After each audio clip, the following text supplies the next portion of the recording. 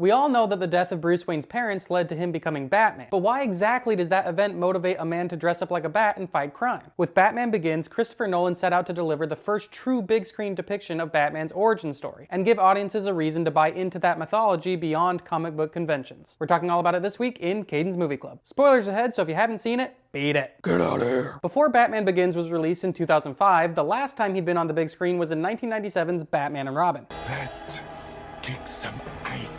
The campy tone of that movie didn't resonate with audiences or critics and effectively ended that era of Batman movies which had begun with 1989's Batman. Over the next several years, Warner Brothers explored several options to reboot the character, but were eventually convinced that Nolan's pitch for a gritty, realistic take was the way to go. Since the super campy Batman and Robin had failed, why not go the complete opposite direction? Batman Begins may not have been the first movie to reboot a franchise with a darker, more grounded tone, but it definitely solidified that trend in Hollywood at the time. Inspired by the way that style was able to revitalize a franchise, we soon got movies like Casino Royale and Rise of the Planet of the Apes. In the 20 or so years since that trend, we've come back full circle with movies like Superman aiming for lighter, happier, earnest tones. But it's important to remember that at the time, this was a very different take, especially for Batman films. And the way Nolan approached this topic was by thoroughly exploring Batman's origins. But this was much less about how Bruce Wayne became Batman and much more about why. The earliest scene we see isn't about the trauma that comes from the death of Bruce's parents. The first scene we get is about fear.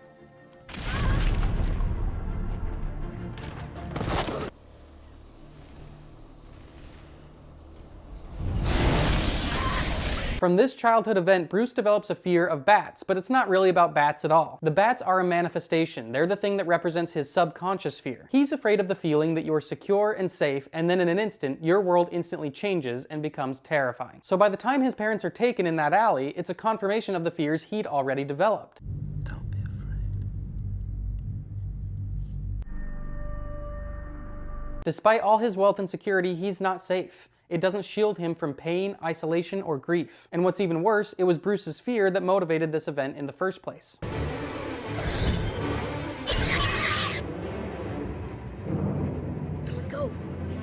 So his fears have become cyclical. They made him afraid of what could happen, and then they made the worst possible thing happen. Bruce carries a massive amount of guilt, but also a desire to fight back against his greatest enemy, which is fear. This eventually leads Bruce to Ra's al Ghul and the League of Shadows. But since Christopher Nolan loves a non-linear timeline, Bruce's encounter with Ra's is actually the second scene we see immediately after Bruce is first exposed to his fears. And it's in this scene right up front that Batman Begins tells us exactly what we're about to witness in this iteration of Batman's journey. Vigilante is just a man lost in the scramble for his own gratification. He can be destroyed or locked up.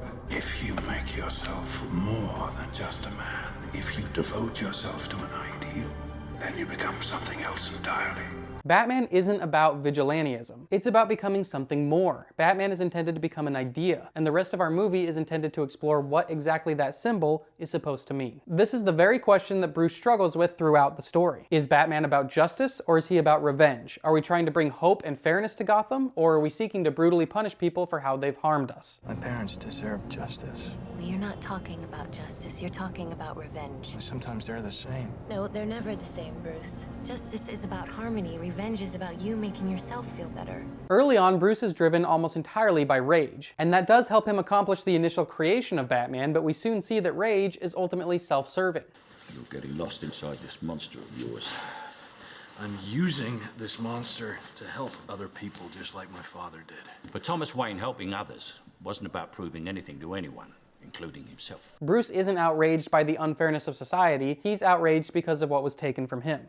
You care about justice? Look beyond your own pain, Bruce. This city is rotting. And that rage is so powerful that Bruce is willing to sink entirely into the persona of Batman, to abandon the legacy of charity and kindness his parents built. You have a name to maintain. I don't care about my name. It's not just your name, sir.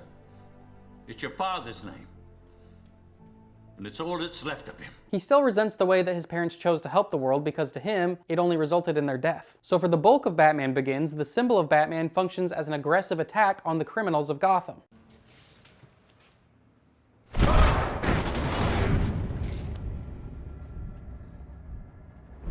Bruce is trying to use the Batman persona to reverse the dynamic of fear in Gotham. And this is well-intentioned. He wants to be a symbol that shows the good people of Gotham that they can no longer afford to live in fear if they want to save their city. Now, something that Nolan did that works really well here is that he chose villains from Batman's rogues gallery that could directly tie into those themes. And even better, we hadn't seen depictions of these characters in a Batman movie yet. Through some detective work, Batman discovers that mob boss Carmine Falcone is using his organization to traffic a certain substance into Gotham. The cops just assume it's your standard illegal stuff, but Batman notices there were actually 2 shipments sent to different places. To find out what Falcone is hiding, Batman targets a corrupt cop that works as an enforcer for the mob. And here we get the famous scene that really conveys Batman's anger and aggression at this phase of the story. I never knew.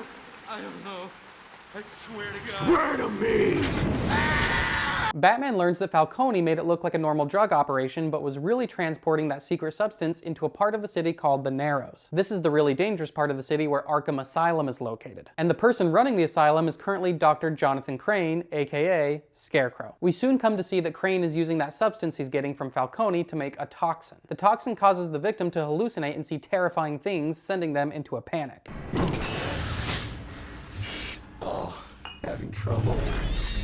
But the use for the toxin doesn't stop there. Crane has a secret employer that has much bigger plans for the fear toxin. So with this plot, Batman's attempts to conquer fear are directly met with a weaponized version of fear. Can he win this war against fear if he's fighting fear itself? This eventually leads us to the big revelation. Batman comes to find out that Crane's secret employer is in fact Ra's al Ghul. The League of Shadows' goal has always been to destroy Gotham because they believe its corruption is beyond saving. And they actually tried destroying Gotham years before, but with an economic depression. You attacked Gotham before. Of course. Over the ages, our weapons have grown more sophisticated. With Gotham, we tried a new one, economics.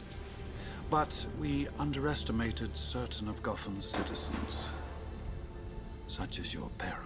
This is when Bruce learns that his parents' efforts were not in vain and actually thwarted the League of Shadows' first attempt to destroy Gotham. They just did it through charity and philanthropy. This requires Bruce to embrace his dual identity, to understand that being a Wayne is just as important as being Batman. While Batman can help fight back against fear, Bruce Wayne must use his privilege and wealth to fight back with compassion and charity. This is really what the League of Shadows is coming to destroy, and this is symbolized by burning Wayne Manor. This is the low point for Bruce. He fears that he's recognized the truth too late. I wanted to save Gotham. I failed. Why do we force? So that we can learn to pick ourselves up. And with this, Bruce learns that he needs to channel his grief, his anger, his wealth, and his fear all into one force for good. Because if he can learn to fall and rise again, so can the people of Gotham. Batman and Bruce Wayne finally have one unified goal.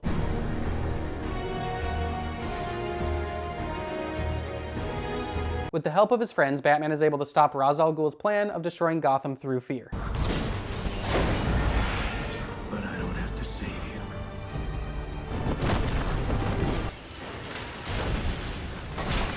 But since Bruce now understands his dual role, one of our final scenes shows us how he takes Wayne Enterprises back from a board of greedy investors, so that he can ensure it remains focused on projects to help the city rather than profit. What makes you think you can decide who's running Wayne Enterprises? Well, the fact that I'm the owner. What are you talking about?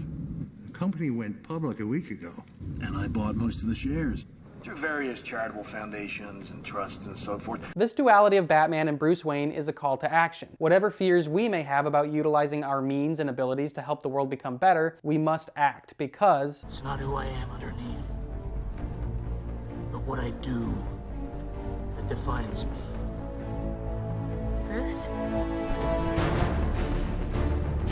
we'll keep looking at the identity and symbolism of Batman with our remaining movies this month. And this week's movie looks at that identity, but with a much lighter, funnier, and joyous lens. The Lego Batman movie seems like the epitome of a Hollywood cash grab. What would you expect from a movie that combines massively popular IPs, obviously intended to sell toys? Well, it turns out this world serves as an incredibly effective way to push back against some of the ways audiences might misinterpret the character of Batman. The humorous take on the character allows us to poke fun, but also holds a surprising amount of earnest love towards the character and its audience. So here's some questions to keep in mind while you watch. What potential flaws of Batman do you think this movie sets out to address? How does it do that? How does this iteration of Batman use the medium of animation and Legos to highlight and/or critique aspects of the lore and character that live action can't? In what ways does the movie balance staying true to the character lore and evolving Batman at the same time? So let's chat about Batman Begins in the comments, and I'll see you back here next Sunday to discuss the Lego Batman movie. And if you want to stay in the know about Movie Club, you know where to go.